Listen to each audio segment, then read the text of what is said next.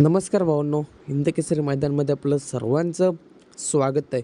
तर भावांनो, या व्हिडिओच्या माध्यमातून आपण तुम्हाला बकासूरच्या पैऱ्याबद्दल हिंट देणार आहोत. तर भावांनो, नक्कीच व्हिडिओ शेवटपर्यंत बघा. आज जायगावकरांचं ओपनचं मैदान आणि या मैदानामध्ये आपल्याला बकासूर पळताना 100% दिसणार आहे. रवाना देखील झाला होता, आता थोड्या वेळातच मैदानामध्ये पोचणार आहे. तर भावांनो, तुम्हाला देखील आता प्रश्न पडला आहे, बकासूरचा नक्की पैरा कोण असणार?